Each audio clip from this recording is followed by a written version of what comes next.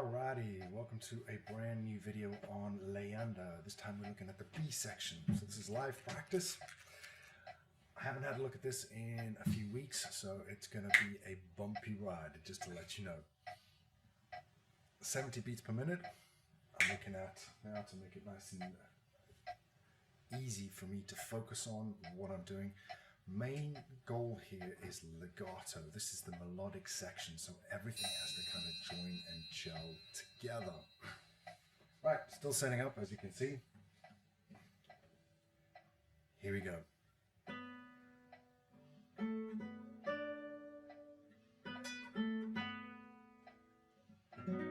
Classic opening, so I need to get it right. I'm using an open B string. There.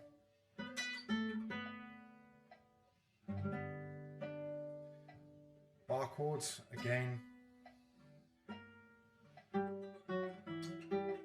First sticking point. And it must be an A sharp. If your score doesn't have an A sharp, you're using the score that's based on a mistake from the 1950s. Make sure that yours has an A sharp. Different beat, because I want a different tone there. Sticking point number 2. And double checking the notes now. Yep.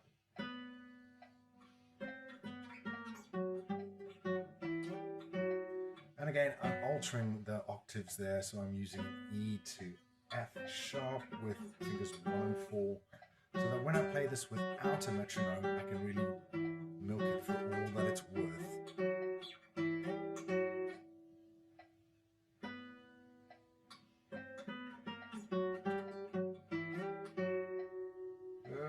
Oh, just slightly out of tune there. Alright, waltz. This is a waltz built in. This is one of these magical moments that Albeniz uses a lot. It's a waltz out of time, because it really shouldn't be here.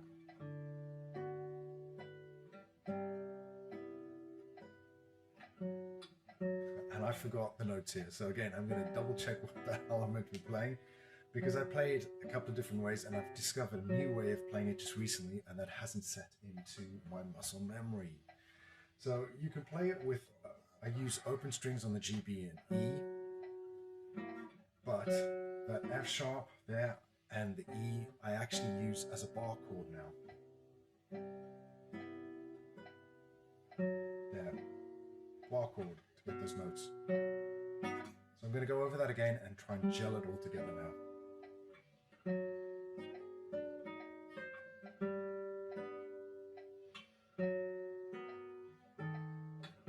Making sure that that E, D sharp to E really in the bass really gels together.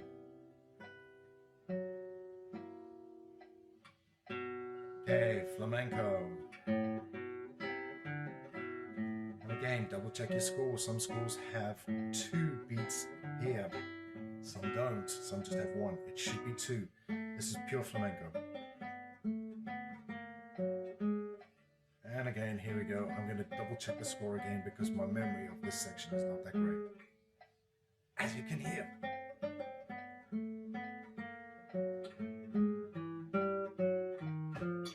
Okay, there we go. So I'm going to double go over that.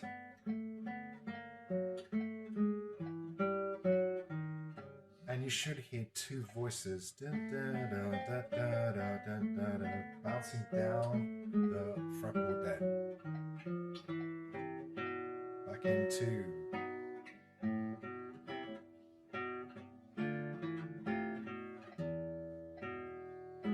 Most flamenco of keys, here we go, E major, B7 to E. Alright. This bit is tricky, so I'm going to slow it down half speed. I'm going to double check my notes and I'm going to split it up in half to really make sure I know what I'm doing.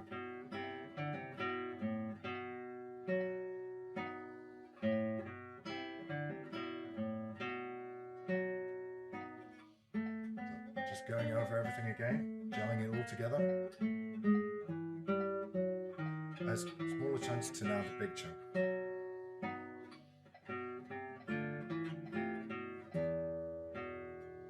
stroke on the E there to really pop it out.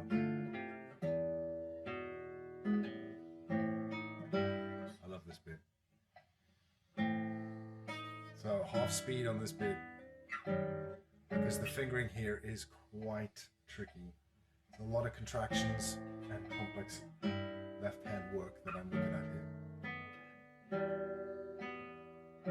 Stretching out, making sure that D sharp clashes against the open E. Focusing on that melody. And getting it wrong. That's what it's all about, practice. Okay, up to full speed. First chunk. Every time you make a mistake, stop and start again. And again, trying to get that D sharp against E, ringing out. It's a feature of this section. And adds to that oriental flavor of the harmonies. There's the other D sharp there, in the tenor range.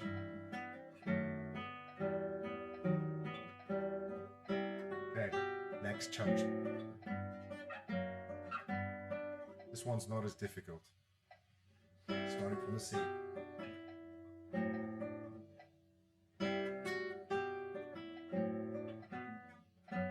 I say that, but some days are better than others.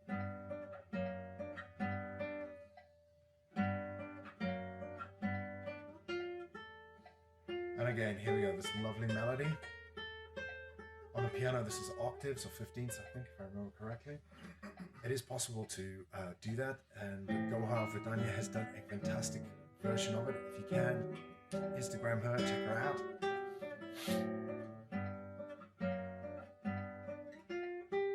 I like to keep it simple. And again, legato, trying to really milk it for all it's worth. Next chunk, this is the third chunk for this last final section before we roll back up to the top.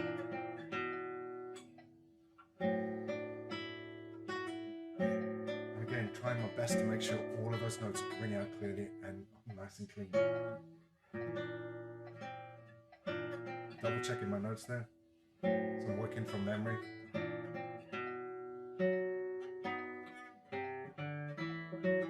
Last little flamenco hint here. Right, I use the B in a totally different configuration here so that I can let everything ring over. Right. Now I've moved on to the ending, so that was the B section.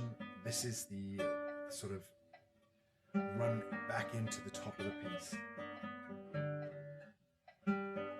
After you've done the repeat of the A section, which I've already done a video for, which will pop up now, and you can check that out.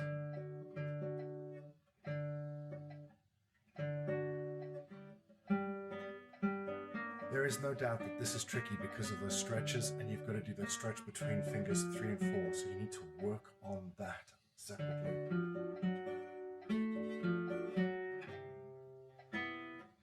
And here again, we've got that clash. Alright, I'm going to be moving into different octaves here, just to give the piece a different flavor.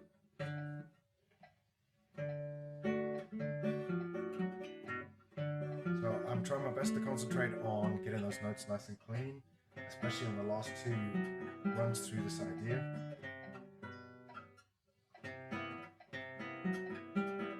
Okay, my accompaniment is a little loud actually. I'm drowning out the melody there because I'm getting a little frustrated.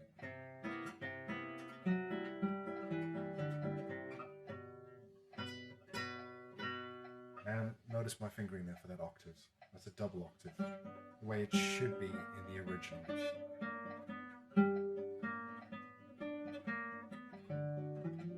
Okay, back to right hand fine control. Double octaves.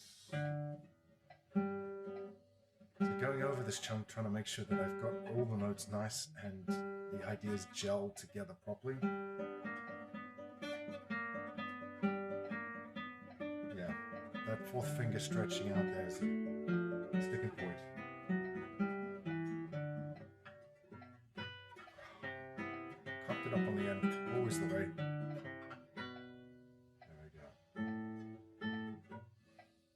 To get this, I'm using open strings on D and A.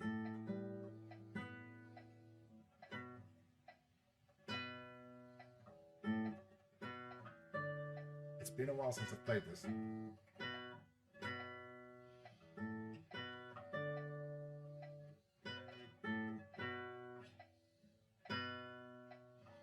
Back into my original fingering.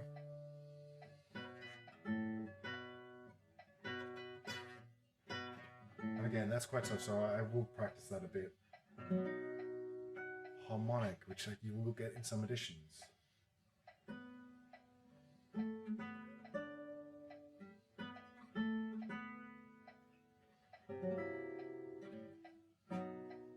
there again, we get that fantastic flamenco flavor there. Spicy, I like it. But again, this is the last time that I play that chord, because that configuration of chords pops up twice, and so this time I use spread notes. Okay, practicing the ending of the piece now. So this is the main flamenco idea, so the Arabic Spanish idea pushed in against the Christian ideas that are in this piece. And making sure that I work on those harmonics and trying to get that gelled between this and that. It's actually quite tough to do. So I will, and then those final octaves. I will go over this a couple of times.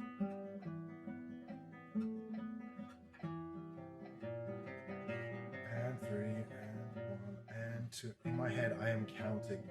And 3, and 1, and 2, and first finger shift, yeah.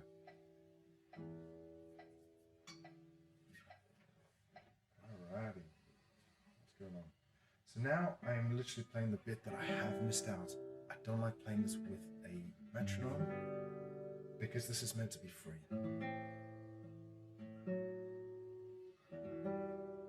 This is another lovely moment that Albeniz has built into this piece just before we move from the ending. So it comes after the B major doubled up notes.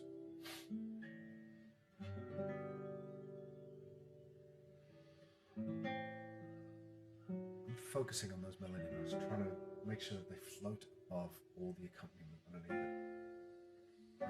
This I got wrong because again, I'm a little rusty with this piece. D flat and B flat, man. What's wrong with you? I get there eventually. Squeeze it in, yeah. So funnily enough, I've forgotten the feeling of squeezing those two fingers in.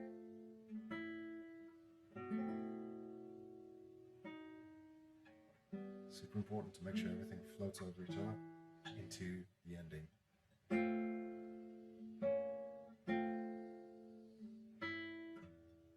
A little bit of flamenco.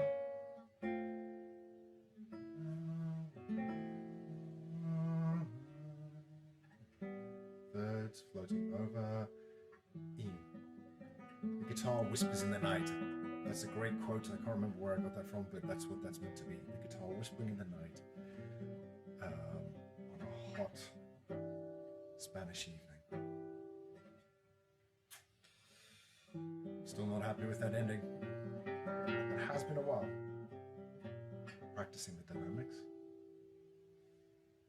And then, yeah, super quiet on those final octaves there. Alrighty, all done. Hopefully you enjoyed that and it was helpful to see how you can practice all of these different sections. That is Leyenda in essence from the practice point of view complete. If you'd like me to do a video on the workings out of the fingering and all of that and what I'm doing, I will. I've also been asked to do a video about the background to it, which I'm on to, so don't worry, I got your back. I get there. Anyway, it's been brought to you by classicalguitarrocks.com. If you want to head over there for some 6-string inspiration today.